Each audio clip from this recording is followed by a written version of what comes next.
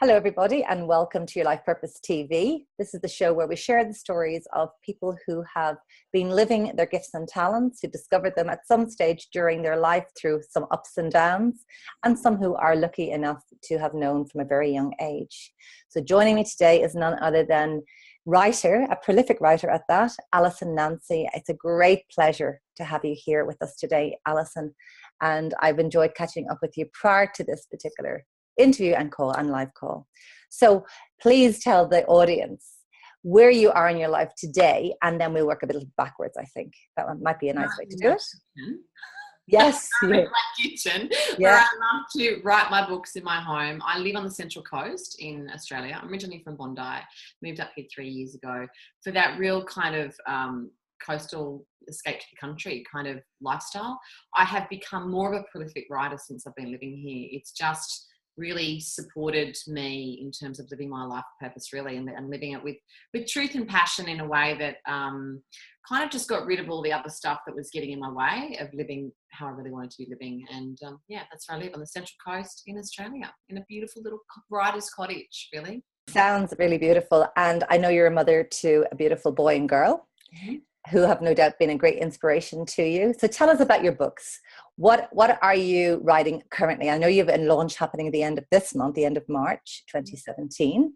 But just talk to us. You've over 10 books written, and just give us the journey, because it's changed from your earlier days. So talk to us about that. Yeah, look, when I was 8 years old, I really knew that I wanted to be a writer then. I had this assignment from my English teacher, and my third grade teacher rather, and she sent us home and said, write about the day in the life of yourself. And I went home, I was so excited about doing that. And I just wrote about 3 pages, which is quite a lot for an 8-year-old kid. And then I brought it back, and I was one of the selected kids that, she decided to, out of all the kids, 30 kids, I was one of 3 that she read the story out. Anyway, she said, and this happened and this happened. I was just so proud of myself. She was reading out my story. And then all of a sudden at the end of it, she said, okay, class, so can everyone tell me what's wrong with that story? And I just was so deflated. And, through a bit of investigating, because the kids are like, oh, we thought it was pretty great. It's pretty, Alison, she's pretty imaginative and entertaining and, energetic. That's how my storytelling is like. And it turned out I didn't have any full stops in the story. 3 pages. One long sentence of story. But something happened to me at 8 years old that this teacher told me that I wasn't good enough to be a writer. That I wasn't perfect. There was something wrong with me and I couldn't do it. And it's like it scarred me, it wounded me from then. And then when I was doing this course, when I was about 14 years ago now, I was doing this course, which was a year-long journey, which was all about living your life with purpose and living your greatness and just basically doing what you love.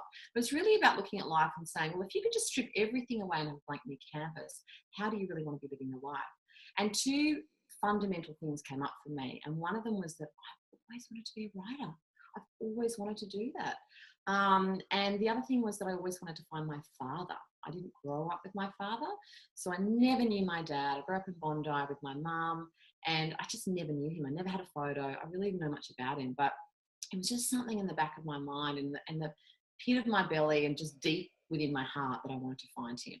And so during this course, I decided I would do those 2 things. I would actually start writing and being a storyteller, and I would find my dad. And I did find him, and it was a massive effort to find him. And it turned out he was living in Queensland. So, really not very far, same country. And it completely changed my life finding him. But what it did for me was it said that everything is possible. You can have any moment in your life where you make your life change. You just have to decide what it is that you want and go for it. Now, I had a lot of people, like I even employed a government detective agency to find my dad several years prior to that. And they went, oh, look, we can't find him. He might be living in England, or might have died in the war or whatever. I was like, did he go to war? Oh, we don't know. And it's this thing of sometimes when you choose something you want to do, then other people can influence you and say, well, it's not possible. Or they put all these obstacles in front of you. When you listen to that, it actually gets you off track. So I decided during this course I wasn't going to listen to that. I was going to pursue my love storytelling and pursue finding my dad. And I did both of those things. So then when I found him, I suddenly went, well, there's other things in my life I'm not actually happy doing. My career, I was kind of worked in corporate and entertainment communications, basically, and a lot of different fields, but it was all working with people in communications and writing, but not really writing. You know, it wasn't writing from writing books. Not from the heart. Not press releases and stuff like that. Yes. Yeah. Anyway, and definitely not from the heart. And so I ended up starting a mentoring business once I found my father, because I thought, God, it's so hard to go for your dreams, and so many people can kind of tear you down and not help you, or put their own obstacles as one of your obstacles, and their own fears they give to you, basically. And so I thought, I want to help anyone that wants to change their life go for their dreams. So I started a mentoring business, and I mentored all sorts of people. I mentored men, women, children, even business partners, people who'd lost their job that were completely directionless, people that were feeling very low and depressed, all sorts of people. And I started in the sessions, I started using a combination of my meditation background. I've been meditating for 20 years now. So meditation background, plus my communications background. So investigative journalist, to kind of get to the source of what it is that they really wanted with their life, and then kind of matching with this kind of visualization meditation process. And from that, I thought, I want to help more people with these tools that I'm coming up with in my sessions for people. How can I do that? I can't, there's only so many people you can help in a one-on-one session. Of course, yeah. And I sort of ran some workshops, and I thought, well, I'm just going to write a book. I'm just going to write a book, and I'm just going to, give it to the world, and the world can have it. And so then I wrote this book called Recipes for Everyday Life, and it's basically life mentoring recipe style. So it's cook up your dream job using a recipe, learn how to meditate using a recipe, learn how to manage time using a recipe, learn how to find your destiny dreaming. There's a recipe to find your dream partner using a recipe. And it's really about helping people to strip away all that other stuff and connect to their heart and connect to what's true for them. And that's what happened with the book. And then after that, I thought, I love writing. I just love doing this. And then I did a course called Finding Your Writer's Voice with my writing mentor, a lady called Jan Cornell. So, if anyone can look her up, I would, because she's an amazing woman. And what she taught me what happened in that workshop was that I tapped back into that 8-year-old girl. I tapped back into that girl that had been waiting for permission for 25 years wow. to be a writer.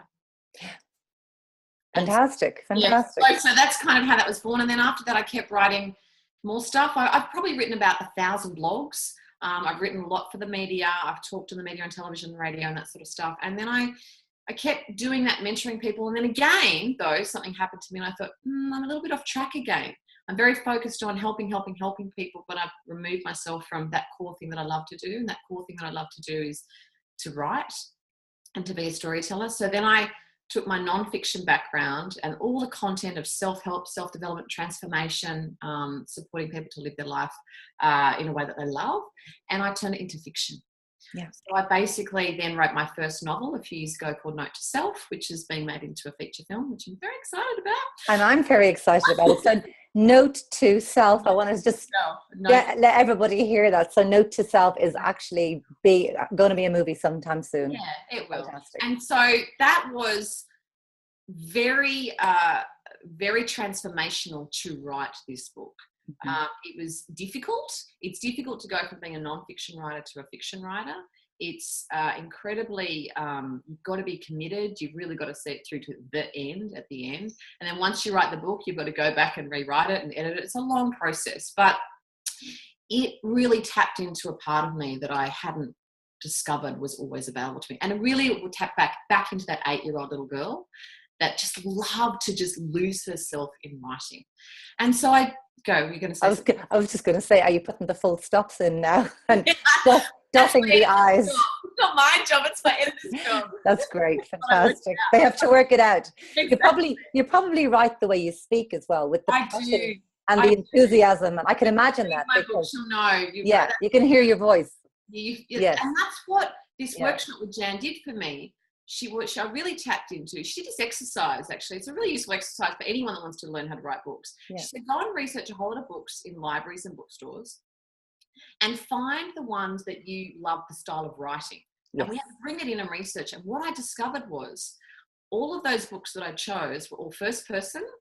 They all had a female character as the lead character, and she was always going through something. So My Brilliant Career, Little Women, that they were going through something, but they had something to say in the world. And then suddenly I realized I was that person. I was the lead character with going through something and having something to say. And that's definitely how I write now.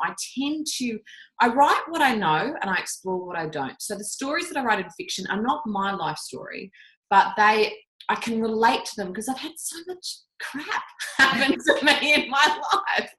I've literally experienced it, so I can write that. I write the emotion onto the page. So when I wrote my first young adult novel for teenagers called Veins of Pain, it was a very heavy novel to write because this person was being bullied, she was self-harming, she was really going through something. So I had to really liberate her and really allow her to show her courage, and she had to connect to her life purpose and her creative purpose and things that she loved to do in that book. But writing that was very difficult. I actually write all of my books at home, and I always tend to have this ritual, write them on a sofa looking out at a view. It's just my thing. I like to look at nature, but I couldn't write that book in my house because it was so heavy. And because I've got a 10-year-old, I had a 10 and 11-year-old at the time. I thought I can't have the energy of that in my space. I've got to go out to do it. So I went to this favourite cafe in Avoca Beach, and I wrote it at Like Minds Cafe. It's a great place. But that particular book, again, people were reading and going, oh my God, that was just, I really felt for what she was going through. And that locker scene, how could they do that to her? Like, people really were championing for my lead character, Eden. So I become the character when I'm writing these books. And then my latest one that's coming out, which is Mother Load, which I'm so excited about. I actually wrote that before Veins of Pain. That happens sometimes, you write. Yes. And I was going through a very traumatic divorce at the time. And divorces, no matter how they are, they're traumatic for everyone, for all parties. And so I was writing this novel about a mother who was very overloaded in her marriage and with her children, her life. And she had lost her mojo. She'd actually completely lost her identity. So it's about a mother claiming her mojo and actually living her life with purpose, regardless of her status in society, whether she's married, whether she has children, what her job is. It's just, who does she want to be as a woman? And then recreating her life from that. And it's a great, fun adventure read. I had a lot of fun writing that. But again, I had to really immerse myself in that. But I do write lighter stuff as well. And I've got this beautiful brand of books that I write and co-create with a person called Philippa Pomerantz. And they're called The Umbrella Girls. And they are just I just want to say that I love the whole title, the concept, the whole branding of that is actually fantastic. I hope everybody looks them up, the Umbrella Girls. Yeah. Have you got a muse for that, though? I mean, obviously writers like yourself. Do you have a muse in mind when you're... For the Umbrella Girls or just... Yeah, for the Umbrella Girls. Well, for the Umbrella Girls, I wrote the first book, which was The Talking Shells. I wrote the first pieces of the story when I was pregnant with my daughter. I just found out I was pregnant with her. I was in New Zealand at the time, and it just came from me there. But Pip and I have really developed the brand in terms of what we want to say. It's really about encouraging girls to shine bright. It's really multicultural. It's a world brand, and it's really about saying it doesn't matter what you look like or what your home life looks like, how much money you do or don't have. We want to encourage you to shine bright and let you know that we all have gifts. We all have gifts, and that's what the book's about. And there's a little meditation at the end of every book as well, which is so nice to kind of encourage kids to do that. So all of my books have meaning and have a message, whether they are non-fiction or fiction. That's kind of my thing that I do. That's fantastic. Are you going to tackle the boys, a book for boys, do you think, at some point? I am, and I have been asked this question quite a lot, and I have started writing. This is the book that I'm currently writing, and it's called Buddha Boy. Oh, I love it. Yeah, and the muse is a little bit my son. My son is hearing impaired, and he's been that way since he was born, but you wouldn't know that because we've done a lot of work with him with speech therapy, and, he just connects with people. He's such an amazing listener and communicator, and his speech is amazing that you wouldn't know. But because when you lose a sense, particularly like hearing, your other senses are heightened. And so that's the premise for this story. Is this little boy is hearing impaired, but he's really able to connect to people. He's able to feel their ego, feel their pain, feel their stuff, but also see their greatness and gifts. And he has to learn how to have the courage to let people hear what he has to say. Fantastic. I look forward to that as well. Yeah. Being the mother of a boy. Yeah. How do you feel about this, Alison? I mean, from interviewing people in my own work myself, how I'm constantly deciphering the wisdom of the universe, and especially when it comes down to life purpose. I certainly have found in my own life how there is a purpose there, there's a thread, but it can evolve and change somewhat and diversify, and then you get a challenge and you have to sometimes down your tools. I know you had to down tools as well. I'm just curious to know your point of view on that. How do you sort of, I suppose, understand, or what could you say about how the life purpose can change somewhat? Do you understand my question? I'm just sitting with it. It's such a big answer. Yeah. I think in simple terms is just to accept that life, you're always rewriting the script in your life. Mm-hmm. You know, I will liken it to a book or to a movie that, you know, you don't go to the cinema and watch the same movie over and over and over again. That's right. You like to go and watch a brand new movie. And at times you want to watch comedies or drama or action or thrillers. You go through different stages of your life where in ways you want to be entertained. So therefore, the ways you want to live your life, whether it's your career or your partnership of who you're with or where you live in the world, can change. And the only way that you will know that is if you live life. Correct. So the more you live life, the more you understand how you want to live life. And I think it is always listening to that within, that voice within your heart, within your intuition. Certainly getting feedback from people around you, but you always have to go within to say, what's the truthful answer for me? And it will confront people sometimes when you want to make changes. Like even for me, moving up the coast 3 years ago, I had a lot of people from my Bondi background going, what do you mean? What do you mean you're moving up the coast? Like, where is Saratoga?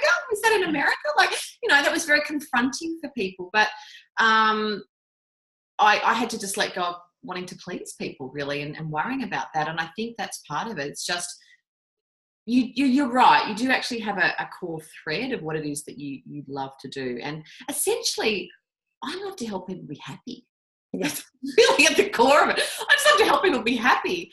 And the way I love to be happy is to encourage them through my writing, my storytelling. That's the simple kind of way that I do it. But I still go out and run workshops for girls and workshops for boys and mentoring sessions for people and, you know, blogs. And I do it in lots of different ways, but it's still under that same thread. Exactly, this under the same umbrella, excuse the pun. Correct. The happiness umbrella. No, that's really fantastic, Alison. And I am absolutely going to look forward to your new book coming out, Motherload, and I wish you every success with that.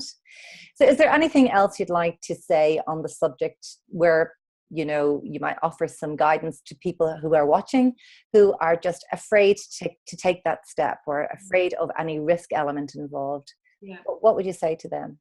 I would just say that, you know, just to value yourself, just that you are, what you feel, what you love, what you want is important. To value yourself, to take time for yourself, to just be with yourself and decide how it is that you want to be living life. If there are elements of your life you're not happy, you deserve to change them, because otherwise you're just trying to please a whole lot of other people, and you'll never do that, you know, unless you're pleasing yourself. So I would just say, take moments in your life to just reflect. It could be over a cup of tea. It could be while you're meditating. You could be swimming in the ocean or just sitting on a beach. Take moments in your life to reflect and say, am I happy? If I'm not, what would make me happier? And if it means it's sifting and letting things go, changing your dress, ending a marriage, starting a marriage, whatever it happens to be, do that. Do that. And just don't be overwhelmed by the enormity of it, because it is just a few little steps along the way, and they can completely change your life path when you just point yourself in a different direction. And if you go and read Note to Self, it's all about that. This character literally lets go of her life. So if you need some kind of wisdom or advice or whatever, just go and read my Note to Self novel, and it will completely guide people in that way. Wonderful. That sounds absolutely fantastic, Alison. I couldn't agree with you more. Wonderful. Take the step. Look at me 18 months ago, came down to the land down under at almost 51 years of age, just said, that's it. And it has been exactly the right move. I really trust that we're always where we're meant to be, having the experiences that we're meant to be having. And, you know, as Oprah would say, things are happening for us, not to us. You know, it's happening on our behalf. So I think that's just about really a bit of a rejigging in our mindset and just learning that and educating ourselves that there is always another way of handling things and looking at things. Alison, I am so grateful that you've joined us today. Thank you so much for being part of this show. And for those of you who have been listening and watching us today, thank you so much. I hope you really have enjoyed this interview as much as I have. Alison is an incredible woman, and all her details are on our site. But I hope that you might comment, please, on this particular episode and give us a thumbs up and subscribe to the channel and follow us going forward. And I will join you again next week with another guest on Your Life Purpose TV. So for now, take good care of yourselves and lots of love. Always be kind to yourself.